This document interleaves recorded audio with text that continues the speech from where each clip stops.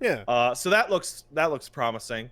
Both it and the next game I'm going to talk about both do the thing where the demo is the first like hour or two of the game, and your progress carries over. So that's nice. Yep. That's a cool demo gimmick. I also played. I wanted to say Code Vein. God damn it! I also played Scarlet Nexus. Scarlet Nexus. Yeah.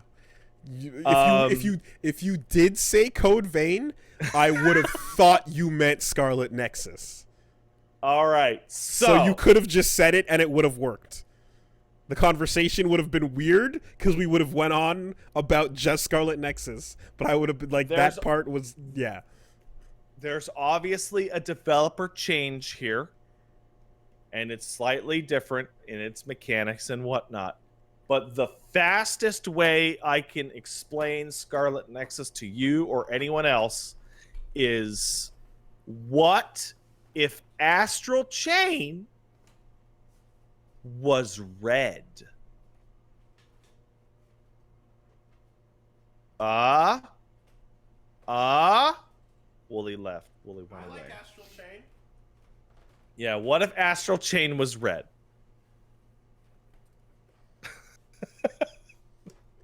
But Astral Chain is already red later on at the cool stuff. Astral Chain is blue. But when it gets red, it does the cool stuff. Well, maybe later in Scarlet Nexus it becomes blue. I don't know. Okay,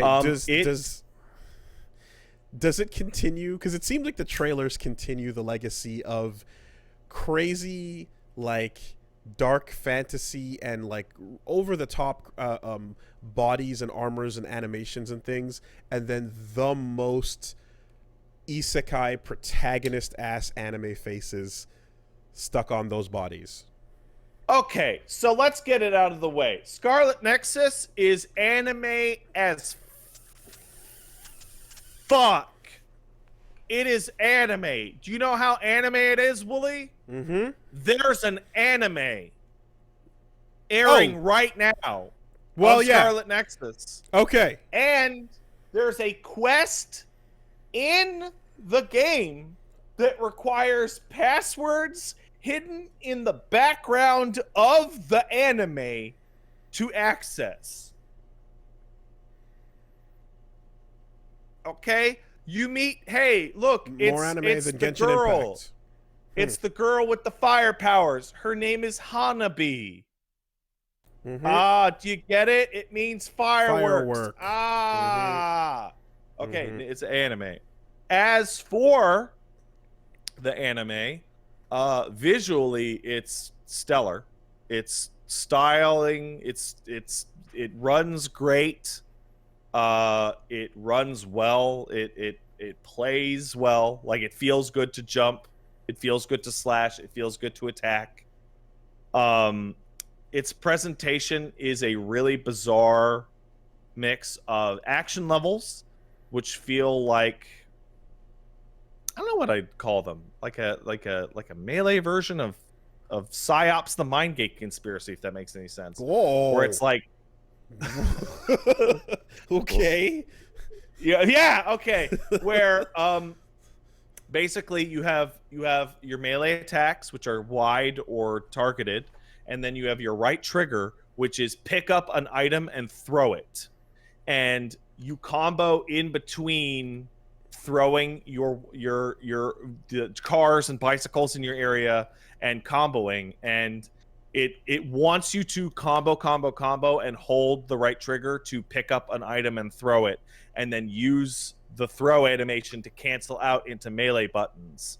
And there are specific cancels for those things. Okay. They also have little special items that you would throw at things with L2, which give you special QTEs. So, for example, if you throw a vending machine at somebody, it splits into two pieces, and then you you move both analog sticks together towards to hit the enemy.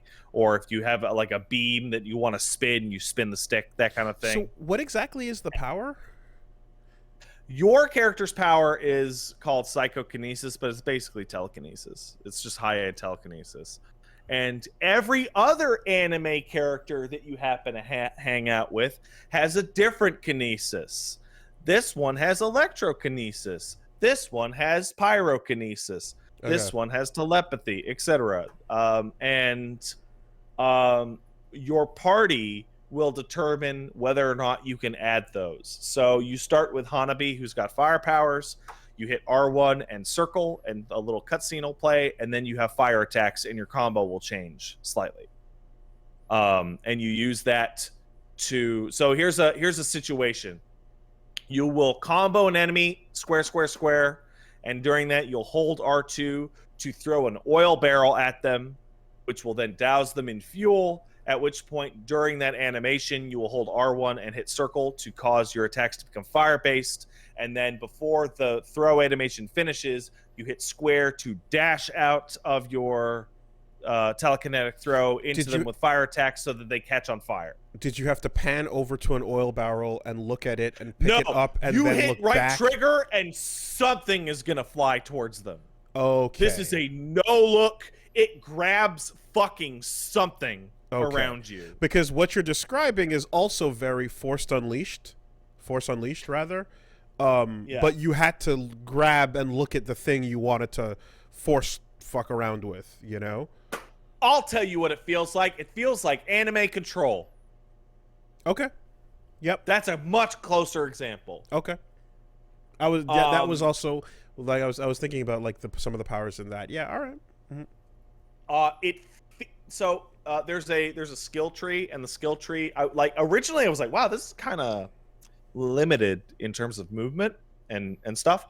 There's a skill tree that expands 3 times, and even in the minor version, like the unupgraded version, I saw air dashes, I saw ukemis, I saw combo extensions where you can throw and do the back and forth like 3-4 times. Like there's stuff there, but you have to unlock it. There's 2 characters, the guy or the girl. They have different paths. The game wants you to play both. I don't know if there's a 3rd section that unlocks because the game is substantial. The girl uses like ninja stars that are telekinetic and has the same base power as the guy, but they have different, like completely different paths. When the story happens, it is a visual novel. Is the anime telling the exact same story at the same time? I don't know. Don't know anything about the anime. Because for a simultaneous release, that'd be weird. Usually they'd pick a different thing. I believe it's a setting where you could easily follow different other military cadets with magic powers, so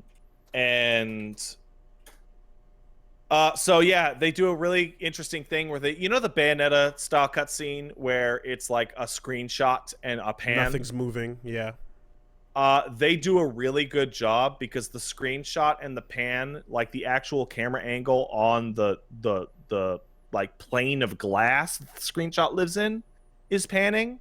There's a lot of different shots, and you have floating head portraits that also express emotions above it. It's not the most expensive looking like talkie cutscenes in the world, but they do their job. It feels like some of the cheaper Yakuza cutscenes. And then they will animate the more action moments, like enemies attacking or, big action set pieces, or like when you beat a boss. The story's really weird, and the setting is super cool. The setting's cool in the way that Astral Chain setting was cool, which is a cool neon Japanese future. With anime OPs with high-pitched voices singing. Yeah. The anime AOP is a real anime OP and has a fucking licensed song in it that caused me to blow up my whole stream, and that's why I lost some of the footage from it, because I got deep enough into it before people were like, hey, this is a real song. I'm like, oh, great. Delete the VOD during the fucking thing. And no option to unfuck yourself in the settings, huh? Yeah. The game seems super long, actually. I'm hearing 30 to 50 from people. So it's beefy. And everybody that I know that's been playing it has described it as fun, pleasant, cool. It's really cool. There's one It's HLTV entry for 23.5 hours. Yeah, and that is not accurate. Yeah, most people are telling me 30 per character. Okay. Yeah, it's way better than Code Vein. It's way better than Code Vein. It's doing a unique visual thing with the red line tentacle, energy stuff. It's picking a kind of thing and doing it. Moments of Code Code Vein really had these weird no, that's just a Souls with an anime head. It's a Souls with an anime head that has no weight to anything. That was my big problem with Code Vein, is that nothing felt heavy. They have a cool thing going on with the look of the way attacks work. So the guy has a sword and the girl has the ninja stars, and the guy has a sword and he holds it in his hand sometimes. And then you're floating it around near other times. His first slash is a regular slash, and then holds the sword to the left. And then the second slash is he puts his hand out to the right, and the sword just goes from his left side to his hand on the right side, and that counts as a slash. Okay. And they're having a lot of fun with the telekinetic stuff. One of the kills the girl has when I played the demo is she takes her ninja stars and pins a monster's leg with them, and then just pulls psychokinetically until its head pops off. So I remember, yeah, it seems cool.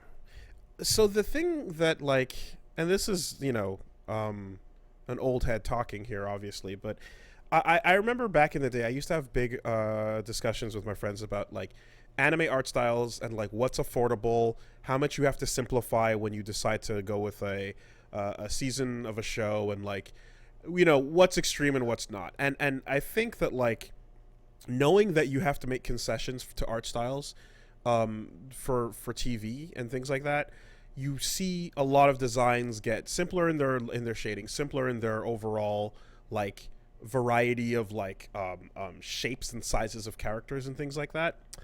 But when I look at the main character of this, I just get hit with that thing of you had places here where, and this is for anything that's anime as shit when you can describe it as this, where you just kind of go yeah. I just wish the not even just the silhouette of the face was somewhat more unique. Let's be honest, the main character guy of this game might as well be Kirito. Yes, and make fun of Escaflowne's noses all you want. At least you know I will. At least you know who they belong to. And yet not everything is gonna create a variety of facial styles, because it also is the 80s had a look to all the faces that had a very specific there's a slimmer category of the hot woman looks like this, and then the burning blood guy looks like that and stuff. And it just when we get into modern day things, especially, you start seeing in Gundam is an example where over the years there's so many that come out during every period of anime that it has to adapt to what is contemporary. So you see Gundam as a franchise every time they're dropping a new one in this time frame, in this decade or whatever. It's going to update its looks and its colors and its hairstyles to match with what we can do and also what's appealing. But, man, I just really does baffle me how much the sameness is Your pal who's not quite as good as you and who's crazy about the girls has that look. And then there's the bitchy girl who's got the white hair, and then the nicer girl who's got the blonde hair with the drills, and she's got the big eyes, and the other girls, and then there's the little guy with they're generic as shit. It's really weird because their outfits and the neon UI elements coming off of them are so elaborate and so interesting, and they're being draped on what I would essentially call mannequins.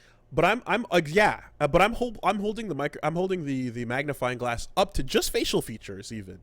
You know, there's a decision you can make where you're like, let's go with like Gundam Seed. There's an art style. There's an artist that is I forgot the name. That's behind the look of the thing, and then everything kind of looks like that.